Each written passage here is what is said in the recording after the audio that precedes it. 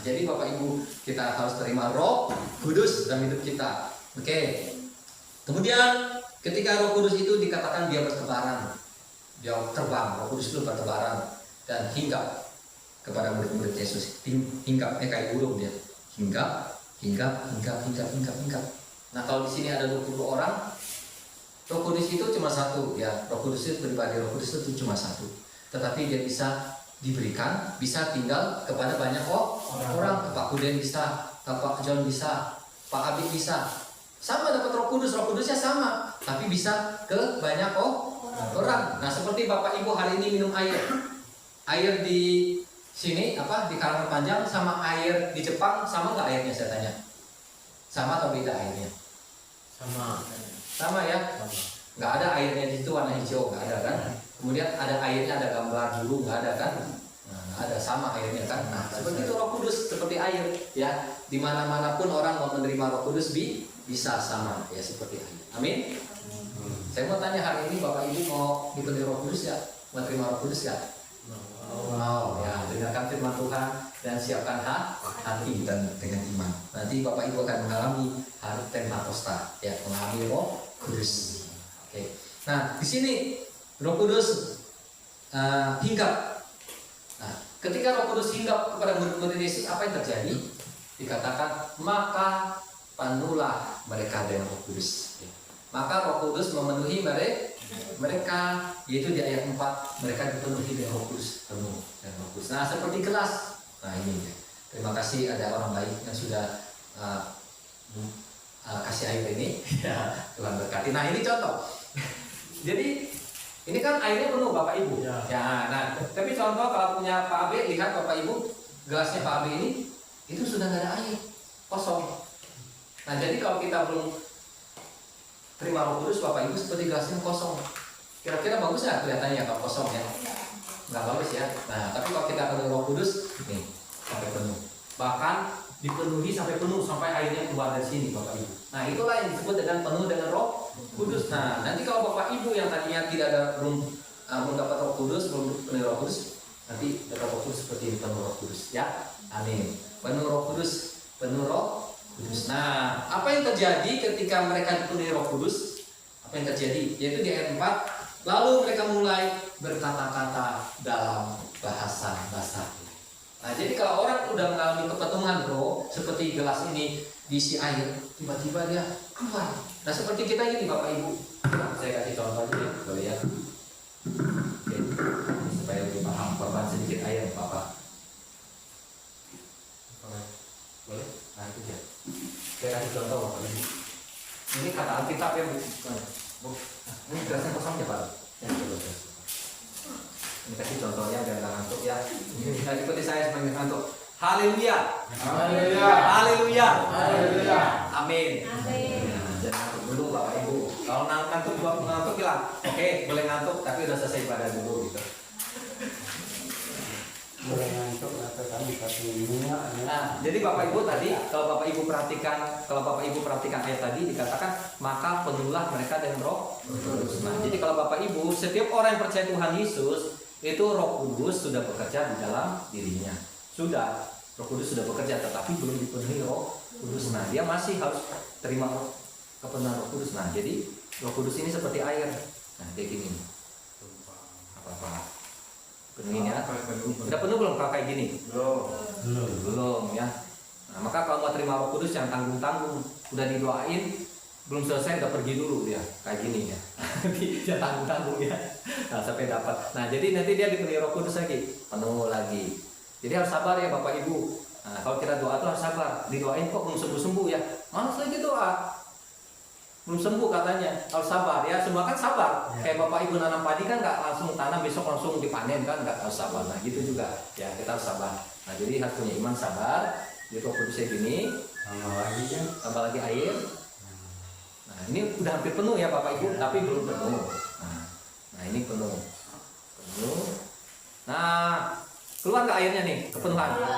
Nah jadi digambarkan waktu Roh Kudus penuh sampai keluar air ini, maka dari mulutnya ini keluar bahasa-bahasa yang baru. Nah ini kan airnya yang jatuh nih. Nah kalau dia penuh dengan Roh Kudus ini keluar bahasa-bahasa yang baru. Keluar bahasa-bahasa yang baru. Ya. kadang orang sebut bahasa roh, kadang sebut bahasa lidah, dia keluar sendiri. Nah, jadi bahasa roh atau bahasa lidah itu tidak dipelajari, tidak dibuat-buat. Ya. Kasihan. Atau kembali lagi, Pak Abe, boleh kan? Oh, gitu. Dan dibuang ya, nanti bisa nanya apa eksperimen. Apa-apa. Jadi paham Bapak Ibu ya? Nah, kita bilang ketika kita dipenuhi Roh Kudus, maka keluar bahasa-bahasa yang baru. Bahasa roh itu tidak dibuat-buat. Saya mau tanya, Pak John, bisa nggak bahasa roh? Pak John bisa bahasa roh nggak? Coba sekarang bahasa roh, bisa nggak? Bisa. Paksa-paksa, saya bisa. Kuramata, kina masuk kurumu, in the name of Jesus, kuramai lama-lama sih. Nah, bisa nggak kayak saya itu? Iya, usahakan paksa, bisa, nggak bisa kan?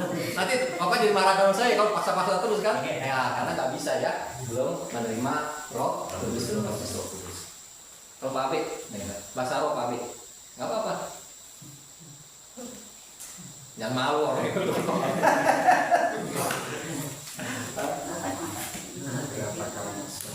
Cukup dah, kan bisa.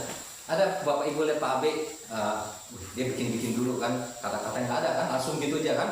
Nah, jadi seperti ayat dari Roh Kudus, bahasa roh itu seperti ayat yang mengalir. Yang penting kita harus punya Nah, kalau ibu dulu dapat bahasa roh, ibu-ibu ini dapat ya. Nah, pernah digunakan nggak biasa di rumah? Jarang. Nanti digunakan mulai sekarang Bu ya. Jadi bahasa roh itu banyak kegunaannya, dan setan juga tidak senang kalau orang dapat bahasa roh, dia tidak senang ya Bapak Ibu. Nah, jadi Bapak Ibu kalau ingin semakin bertumbuh imannya, nah juga tadi saya bilang lidahnya semakin bagus, jadi semakin bagus perkataannya semakin baik, harus dapat bahasa roh.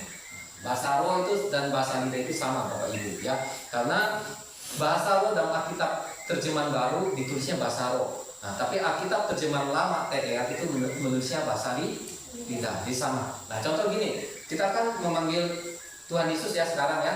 Nah, ada Alkitab zaman dulu itu menulisnya Isa Al-Masih. Ya, pernah dengar nggak Isa Al-Masih? Nah, itu adalah Alkitab zaman dulu. Yesus itu ditulis namanya Isa Al-Masih. Nah, demikian. Dulu bahasa lidah namanya, sekarang namanya bahasa roh sama. Nah, jadi seperti itu.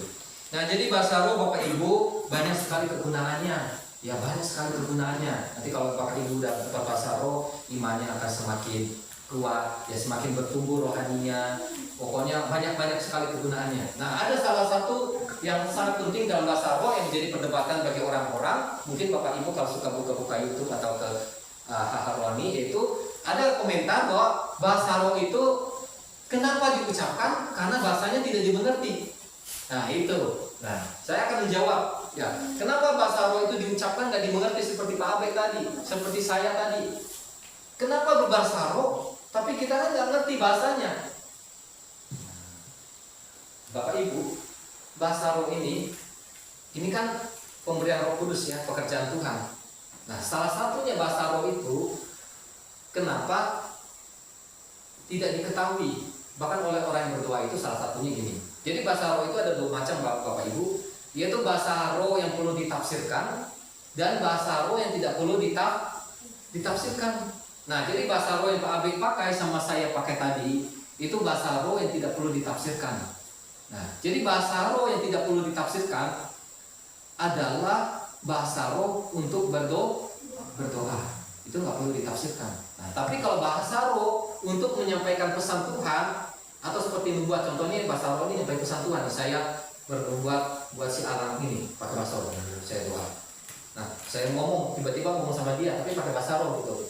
Nah, itu bukan doa, tapi itu bahasa rohnya itu kayak pesan Tuhan. Nah, itu perlu ditafsirkan. Mungkin tiba-tiba Pak Abi nafsirin waktu saya ngomong, Pak Abi langsung nafsirin. Oh, ini dia. Alam, kamu nanti kalau udah selesai sekolah, kamu sekolah Bang Madinah Kapino di ini. Nanti kamu di sana sekolah akan Tuhan akan memberkati kamu, akan memakai kamu sebagai alatnya. Nah, itu harus ditafsirkan.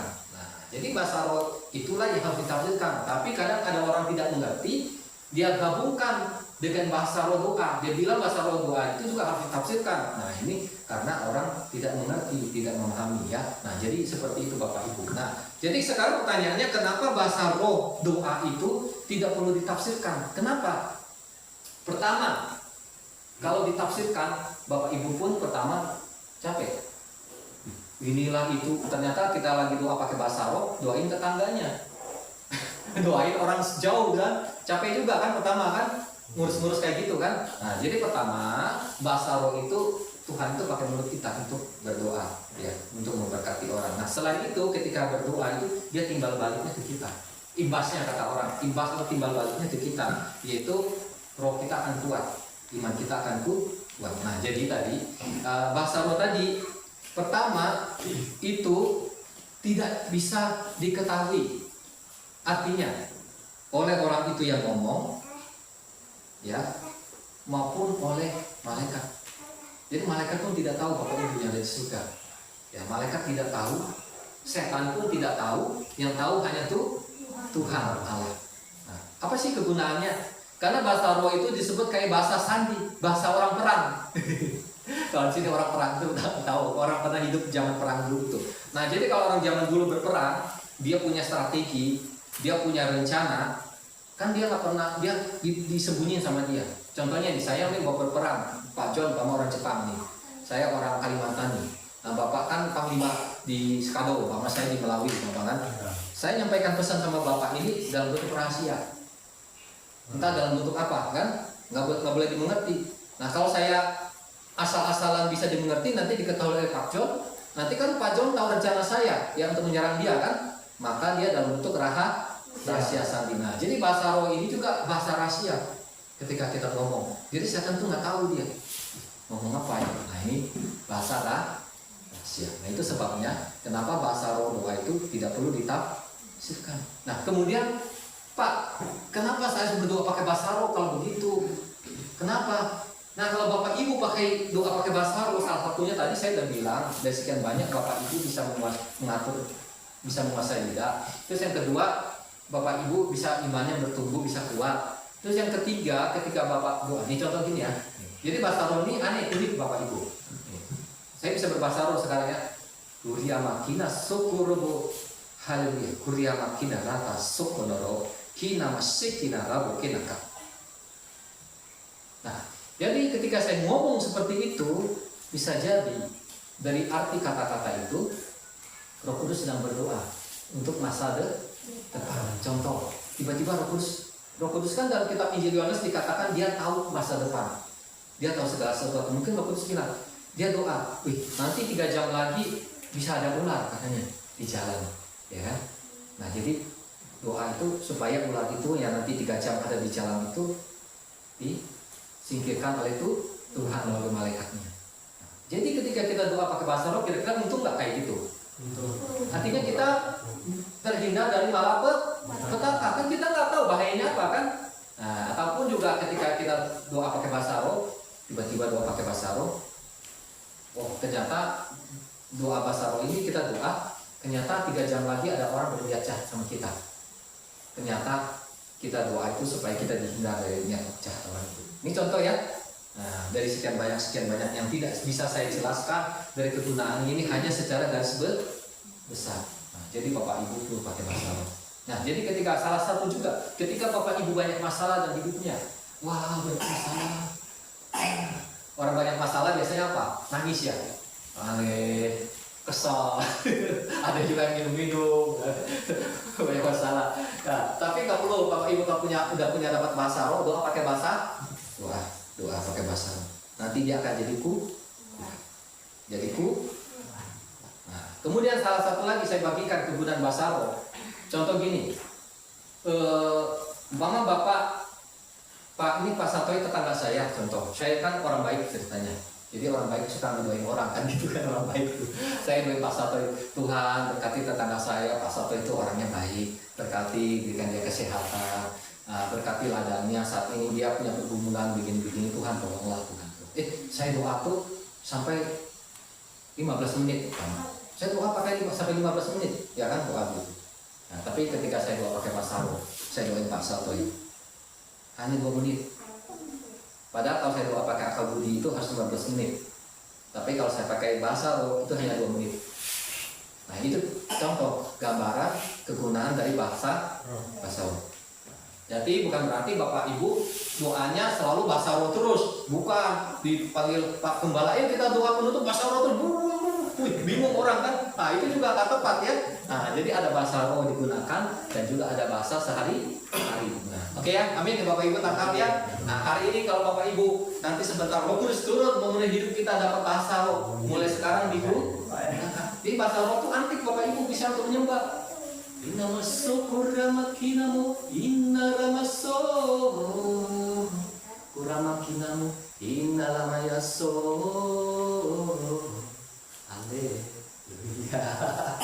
Jadi bahasa roh bisa dipakai untuk memuji Tuhan, untuk menyembah Tuhan. Kalau tadi bahasa rohnya jenis doa, bahasa rohnya bisa dipakai untuk memuji, menyembah Tuhan. Maka tadi biasa sering ibadah, ayo kita menyembah Tuhan. Nah, karena Bapak Ibu belum bisa bahasa roh, jadi susah, nggak bisa. Nah, jadi kegunaan bahasa roh untuk menyembah Tuhan. Kira-kira keren nggak Bapak Ibu rasanya tadi ya? Pakai bahasa roh kan itu kan bahasa surgawi ya. Nah, coba kalau Bapak di ladang nyanyi menyembah pakai bahasa roh, saya rasa, keren pokoknya. Keren. Oke, nah jadi Bapak Ibu seperti itu ya.